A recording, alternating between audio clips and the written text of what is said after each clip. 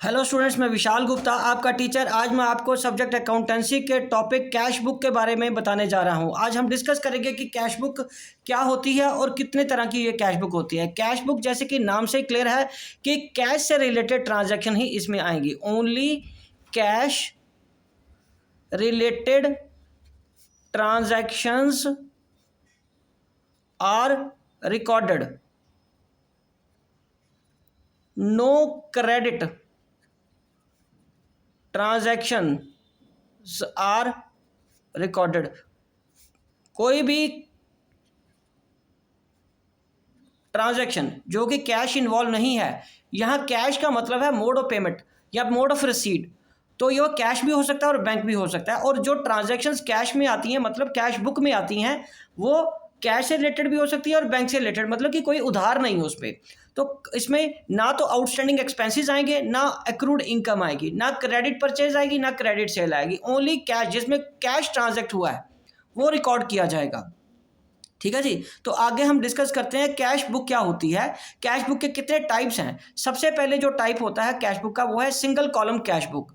दूसरा होता है डबल कॉलम कैश बुक। तीसरा ट्रिपल कॉलम कैश बुक। चौथा पेटी कैश बुक, वो सिंपल पेटी कैश बुक है। और दूसरा एनालिटिकल पेटी कैश बुक। और डबल कॉलम आगे अगेन हम उसको तीन हिस्सों में बांट सकते हैं। पहला है कैश और डिस्काउंट कॉलम, दूसरा है बैंक एंड डिस्काउंट कॉलम, तीसरा है डबल कॉलम में कैश एंड बैंक कॉलम्स।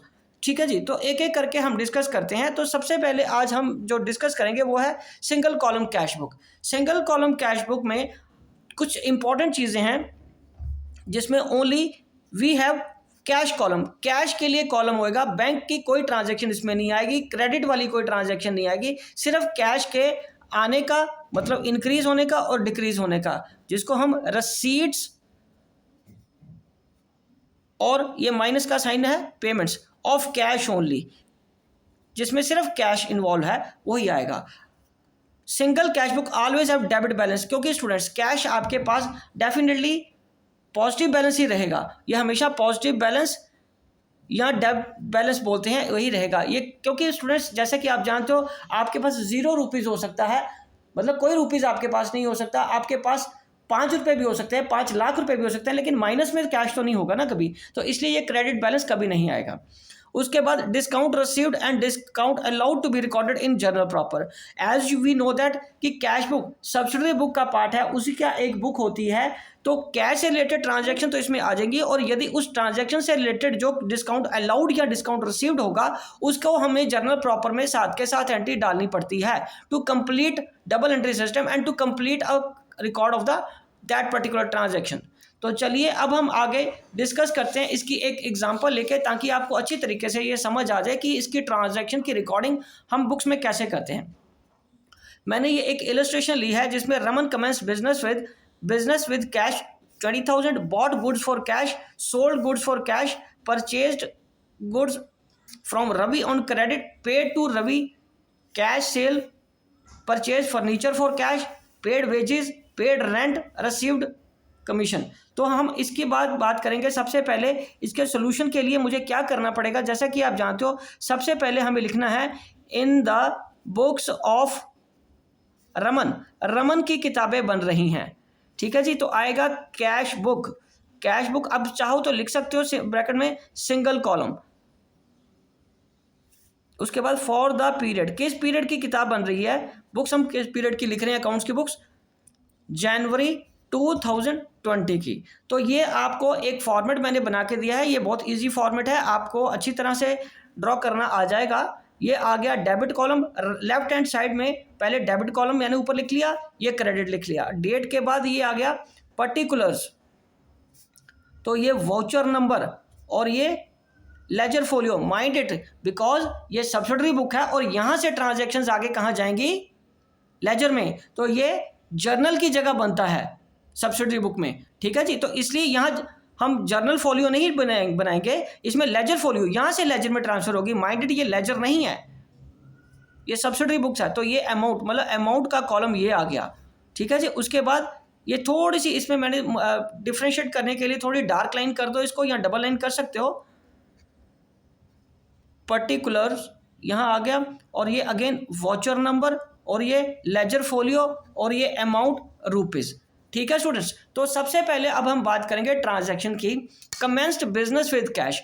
तो कमेंस्ड बिजनेस विद कैश का तो जैसे कि आपको पता ही है कि इस केस में मैं अगर यहाँ लिखूँ तो इसको मैं लिख सकता हूँ कि ये सारी एक तरह की रसीट्स आएंगी। ये हर बार लिखने की ज़रूरत नहीं है, बिकॉज मैं फर्स्ट टाइम आपको ये करवा रहा हूँ, इसलिए मैं लिख रहा हूँ। ये रसीट्स हैं, ये पेमेंट्स हैं, क्रेडिट का कोई मतलब ही नहीं है। तो सबसे पहले रिसीव कैसे हुआ, कमेंस्ड बिजनेस विद कैश।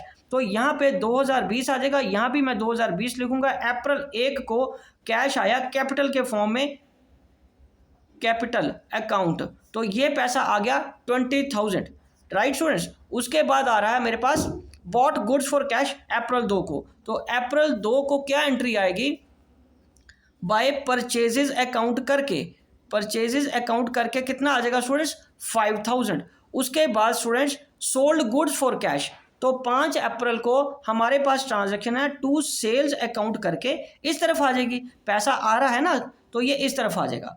उसके बाद purchase goods from Ravi on credit, mind it, ये ट्रांजैक्शन इसमें नहीं आएगी। गुड्स परचेज फ्रॉम रवि वाली ट्रांजैक्शन कैश बुक में नहीं आएगी, ये उधार की परचेज है, ये परचेज बुक में जाएगी।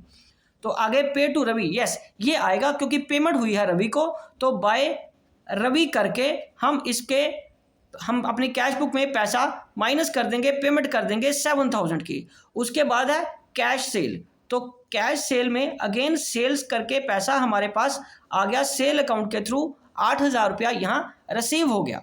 उसके बाद अगर हम बात करें तो अगली ट्रांजैक्शन क्या है, 18th ट्रांजैक्शन है, 18 जनवरी की ट्रांजैक्शन है, परचेज फर्नीचर फॉर कैश, तो आ गया बाय फर्नीचर। फर्नीचर में हमें क्या आएगा, यह है 6,000, ओके जी। उसके बाद पेड वेजेस, तो पेड वेजेस में हमारे पास क्या है, पेमेंट हुई है ना, तो बाय वेजेस अकाउंट करके, ये फर्नीचर अकाउंट है और ये वेजेस अकाउंट करके आपके पास 380 आ जाएंगे, और ये 24 में बाय रेंट अकाउंट करके 400 रुपये आ जाएंगे। उसके बाद रिसीव्ड कमीशन, तो रिसीव्ड कमीशन में हमारे पास क्या आएगा, 26 में टू कमीशन रिसीव्ड अकाउंट, ठीक है जी। तो ये 600 रुपया यहाँ पे आ जाएगा। अब स्टूडेंट्स मैं आपको बताऊंगा कि ये कैसे क्लोज करते हैं। सबसे पहले मैं एक इक्वल ऐसे लाइन दोनों पे लगाएंगे, यहाँ आप लिख सकते हो, यहाँ पे आप लिख सकते हो टोटल रसीट्स। टोटल रसीट्स मेरे पास कितनी आई हैं, और यहाँ आएगा टोटल पेमेंट, ठीक है जी। तो अब हम मैं टोटल रसीट्स को मैं यदि ऐड करूँ तो 20 जमा 4 24,000 प्लस 8,000, 24,000 में 8,000 ऐड कर दो प्लस 600 ऐड कर दो, ये आ जाएगा टोटल रसीट्स है मेरे पास 32,600। कितनी आ गई, 32,600। और अब पेमेंट्स कितनी है, 5 और 7 12, 12 6 18, 18,000 प्लस 380 प्लस 400, तो ये बन जाएगा 18,780। 18,780 आ जाएगा, ये टोटल पेमेंट्स है। तो इसका मतलब बाकी मेरे पास फिर 30 अप्रैल को क्या बचना चाहिए, balance by balance carried down. तो ये 32,600 में से 32,600 में से 18,780 मैंने माइनस कर दिया, तो वो आ गया 13,820, 13,820 आ गया, ठीक है स्टूडेंट्स। तो ये हमारा टोटल इस तरीके से हम इसको क्लोज कर सकते हैं, क्योंकि आपको मैंने पहले भी बताया था कि ये बैलेंस हमेशा डेबिट बैलेंस रहेगा। डेबिट बैलेंस का मतलब है कि आपकी डेबिट साइड बड़ी होती है, क्रेडिट साइड छोटी होती है।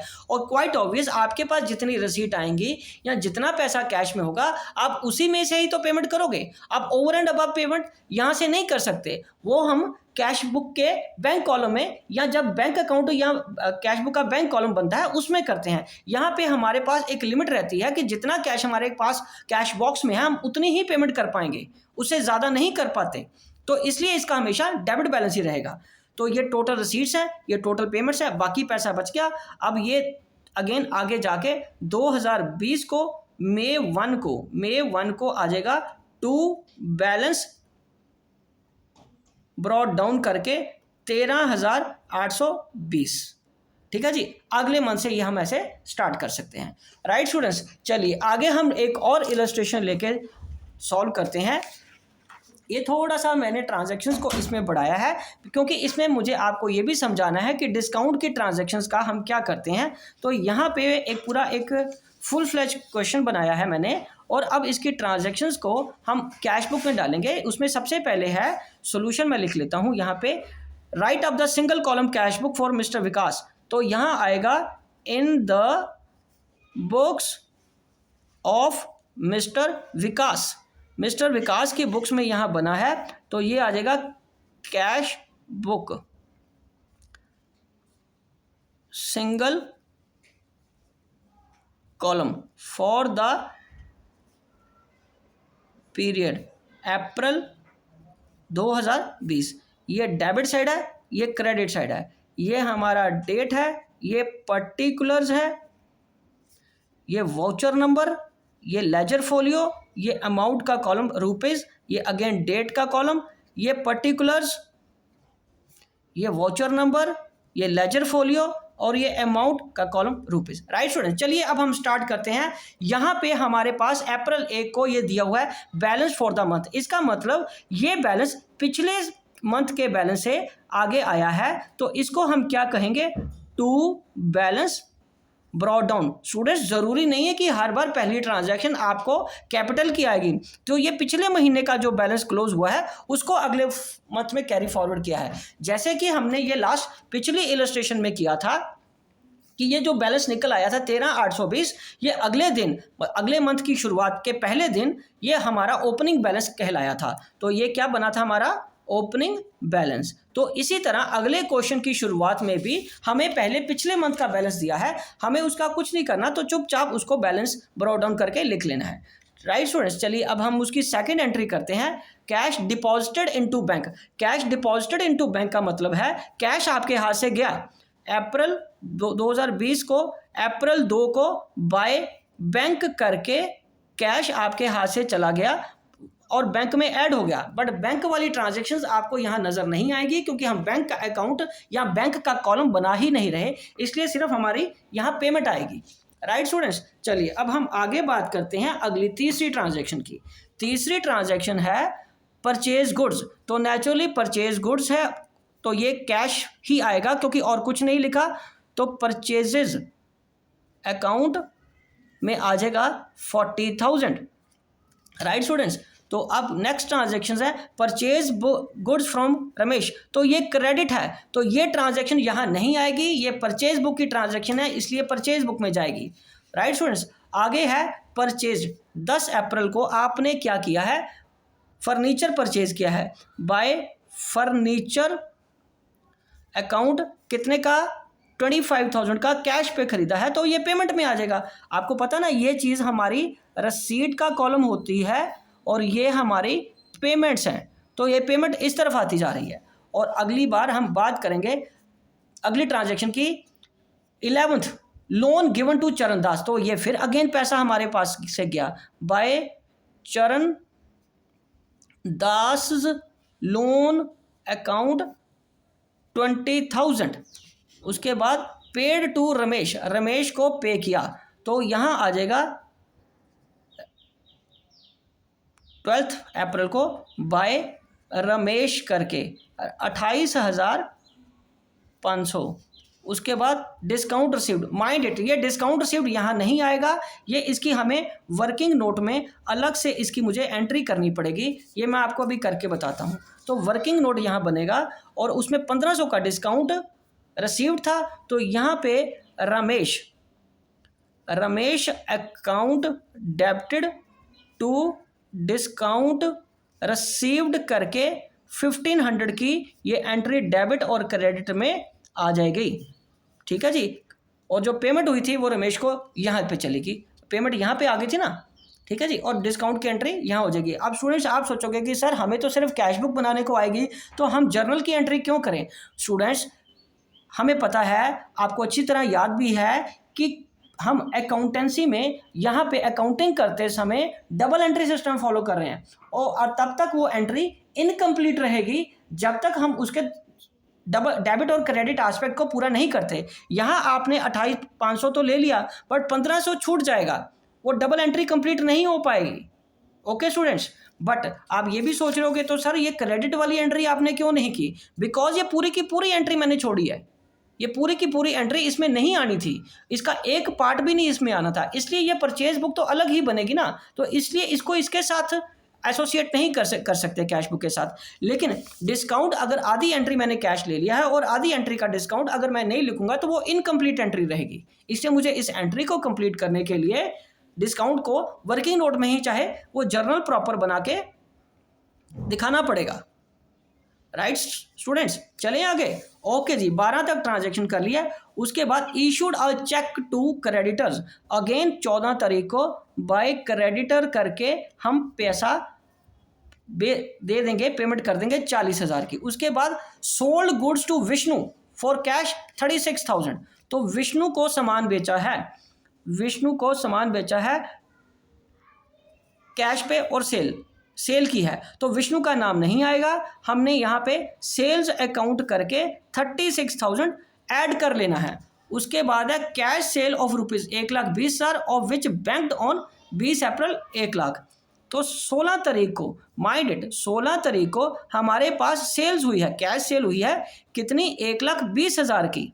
राइट स्टूडेंट्स, और 20 तारीख को, क्योंकि वो 20 तारीख को कह रहा है कि 1 लाख रुपया बैंक में जमा कराया, तो 1,20,000 तो 16 तारीख को हमने ले लिया था, और 20 तारीख को मैंने क्या करना है, बाय बैंक अकाउंट करके 1 लाख रुपया यहाँ से पेमेंट्स दिखा देनी है और वो बैंक में ऐड हो जाएगा, जो कि यहाँ हमें नज़र नहीं आ रहा। उसके बाद रिसीव्ड फ्रॉम गंगाराम, गंगाराम से पैसे मिले हैं टू गंगाराम, गंगाराम से जितने पैसे मिले हैं वो यहाँ लिख लीजिए 19,600, और 400 का डिस्काउंट अलाउड हुआ है, हमें कम पैसे मिले हैं, तो 400 के डिस्काउंट अलाउड की एंट्री कैसे आएगी? यहाँ पे मैं लिखूंगा 22 तारीख को, और ये रमेश वाली 12 तारीख की एंट्री थी, 12 अप्रैल। राइट स्टूडेंट्स, ये 22 अप्रैल की, तो यहाँ पे आ जाएगा discount allowed account debited to Ganga Ram, ये आ जाएगा 400 और 400। राइट स्टूडेंट्स, ये डिस्काउंट की एंट्री यहाँ आ गई, पैसा आपका कैश में यहाँ आ गया 19,600। चलिए अब हम आगे बात करते हैं withdrew cash from bank, bank से पैसा निकाला ऑफिस यूज़ के लिए, तो ये 24 तारीख को एक तरह की ये रसीट आ जाएगी, कैश आ जाएगा ऑफिस में, ऑफिस के कैश बॉक्स में कैश आ गया।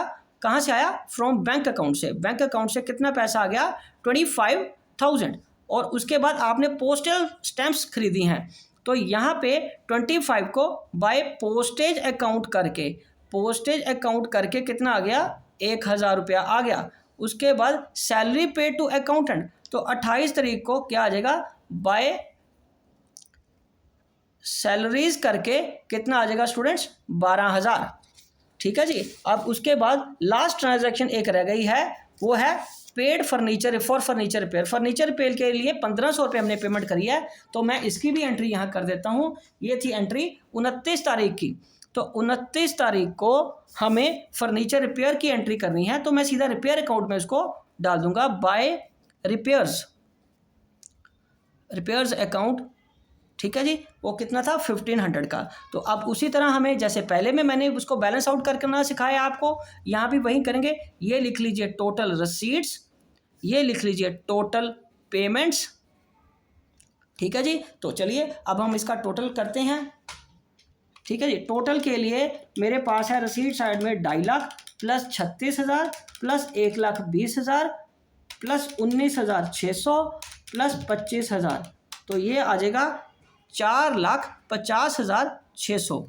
अब पेमेंट कितनी है? 75,000 जमा 40,000 जमा 25,000 जमा 20,000 जमा 28,500 जमा 40,000 जमा 1 लाख जमा 1,000 जमा 12,000 जमा 1,500, तो ये टोटल आ जाएगा 3,43,000। ठीक है जी, ये आपकी टोटल पेमेंट रसीट्स हैं, ये आपकी टोटल पेमेंट्स हैं, और बाकी क्या निकलेगा? By balance carry down. Quite obvious, देखने से भी यही पता चल रहा है कि रसीट ज़्यादा है, पेमेंट कम है, तो पेमेंट उसमें से आप माइनस कर दो। 4,50,600 में से 3,43,000 माइनस कर दीजिए, तो आपके पास बैलेंस आ जाएगा 1,07,600। तो ये टोटल मैच हो जाएगा इस तरीके से 4,50,600 और यहाँ पे मई 1 को टू बैलेंस अगले मंथ का ब्रॉड डाउन करके आ जाएगा 1,07,600। फिर आगे कॉन्टिन्यूटी में अगले मंथ की एंट्रीज अगले कैश बुक के अगले पेज पे आ जाएंगी। राइट स्टूडेंट्स, चलिए ये था एक और इलस्ट्रेशन जिसमें हमें साथ के साथ ये एंट्रीज करनी पड़ती हैं। और आप चाहो तो नीचे नोट में दे भी सकते हो, credit purchase of ₹30,000 from Ramesh will not be recorded in cash book but will be recorded in purchase book. Right जी, यहाँ नहीं आएगी। चलिए इसी के साथ ये क्वेश्चन कंप्लीट होता है। अब मैं आपको अगला एक और क्वेश्चन कराने जा रहा हूं, वो है जीएसटी से रिलेटेड। जीएसटी आप मतलब समझते हो ना, गुड्स एंड सर्विसेज टैक्स। तो गुड्स एंड सर्विसेज टैक्स का क्या इंपैक्ट आता है सीजीएसटी और एसजीएसटी का कैश बुक में ट्रांजैक्शन करते वक्त उसको हम कैसे रिकॉर्ड करते हैं, हम उसके बारे में बात करेंगे। तो यहाँ पे मैं करूँगा कैश बुक, यहाँ लिख लीजिए कैश बुक, ये डेबिट है ये क्रेडिट है। मैं आपको ये 3, 4, 5, 6 ट्रांजैक्शंस हैं, इसको करके बताता हूँ। आप इसको जब कोई क्वेश्चन आए तो इस तरीके इसको आप कर सकते हैं।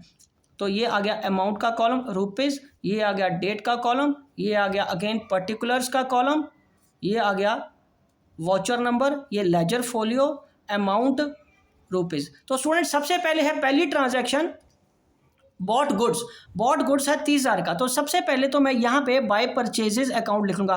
क्वाइट ऑब्वियस, परचेज करते समय पेमेंट पैसा हमारे यहाँ से जाएगा। और ये भी एक चीज़ याद रखिए, ये सिर्फ कैश ट्रांजैक्शंस के साथ ही हैं। ये सारी परचेज या सेल जो मैंने यहाँ पे आपको दिखाई हैं,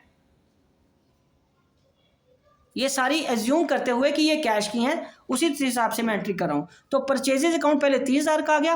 और बाकी आपको पता है परचेज करते वक्त क्या लगता है, इनपुट CGST और बाय इनपुट SGST अकाउंट और यहाँ तीनों में अकाउंट आ जाएगा। 30, 6 × 1800 और ये 6 × 1800, ये ट्रांजैक्शन प्लस 6% इनका टैक्स, 6 × 3 = 18, 6 × 3 = 18, 1800 दोनों का टैक्स लग गया। और ये एक एंट्री पूरी कंप्लीट होगी परचेज के साथ। ये रही परचेज की एंट्री। उसी तरह दूसरी है goods sold. Mind it, goods sold में तो आपको पता है दूसरी ट्रांजैक्शन में यहाँ आएगा बाय सेल्स अकाउंट करके। ये कितना आ गया स्टूडेंट्स, 40,000। ठीक है जी, 40,000 आ गया। तो यहाँ पे सेल के वक्त क्या आता है, आउटपुट CGST अकाउंट और टू आउटपुट SGST अकाउंट। तो ये कितना आ गया, अगेन 6% है। तो 6 × 4 = 24, 6 × 4 = 24, ये 24 ईच की ट्रांजैक्शन यहाँ रिकॉर्ड हो जाएगी। उसके बाद है bought goods IGST 12%। Bought goods का मतलब है तीसरी एंट्री बाय परचेजेज अकाउंट में। तो ये एंट्री है 10,000 की, ये 10,000 तो यहाँ आ जाएगा, ये सारा एक साथ है। और बाय, हाँ आपको ब्रैकेट बार बार ये रिंकल ब्रैकेट लगाने की ज़रूरत नहीं है, मैं आपको पहली बार करके दे रहा हूँ, इसलिए आपको बता रहा हूँ कि ये कंप्लीट ट्रांजैक्शन ये बन रही है। ठीक है जी, तो बाय इसमें फिर आ जाएगा IGST इनपुट IGST, बिकॉज इसमें इकट्ठा लगेगा IGST। तो 12% है, तो 10,000 का 12% 1200 हो गया। ठीक है जी, तो ये दो इसके साथ रहेंगे। उसके बाद है सोल्ड गुड्स IGST 12%। तो चौथी ट्रांजैक्शन हमें यहाँ आएगी टू सेल्स अकाउंट करके। तो वो कितनी है, सेल्स 20,000 की। ठीक है, and to output IGST account, तो ये आ जाएगा 5,000, सॉरी 20,000 का 12%, 12 दूना 2400, इसमें भी 2400 ही रहेगा। ये 2400 आ गया। ठीक है जी, ये 2400 आ गया क्योंकि 20,000 था, 20,000 का 12 दूना 24, 2400 आ गया। ठीक है जी, उसके बाद हमारी ये 5th ट्रांजैक्शन आएगी बाय रेंट अकाउंट करके। ये वो रेंट अकाउंट के साथ आपको CGST SGST दे रहा है, तो ये आ जाएगा 5,000 का, 5,000 का ये आ गया। और बाकी इनपुट CGST और बाय इनपुट SGST। तो ये आ गया अगेन 6% है, 5 का 300 और ये 300, ये एंट्री कंप्लीट हो गई आपकी, ठीक है। और 6 ट्रांजैक्शन, तो यहाँ पे कमीशन रिसीव्ड अकाउंट कितने का है स्टूडेंट्स, 10,000 पैसा आया ना। तो अब यहाँ पे हमें क्या करना है, CGST और SG लगा देना, और रिसीव के वक्त आपको पता है ये आउटपुट आएगा, आउटपुट CGST और एंड टू आउटपुट SGST, ये 6% है और ये 600 ईच आ जाएगा। तो ये इस तरीके से हम कैश बुक में ये ट्रांजैक्शंस पास करते हैं। इन परचेज के वक्त नेचुरली पेमेंट हुई थी तो 30,000 के साथ उसका 6% आ जाएगा। परचेज अगर IGST मतलब आउट ऑफ स्टेट हुई है तभी परचेज में पेमेंट गई है, पैसा गया है, तो इनपुट भी पेमेंट इसके परचेज के साथ ही IGST इनपुट भी उसके साथ ही जाएगा। रेंट यदि पे किया है तो इनपुट CGST और इनपुट SGST भी आपको साथ में पे करना पड़ेगा, तो वो उस तरफ आ जाएगा पेमेंट साइड में। और सेल के वक्त आउटपुट कलेक्ट होगा आपके पास CGST और SGST के फॉर्म में। और अगर आपने आउट ऑफ स्टेट सेल की है तो वो भी क्या आएगा, IGST सेल के साथ कलेक्ट हुआ है।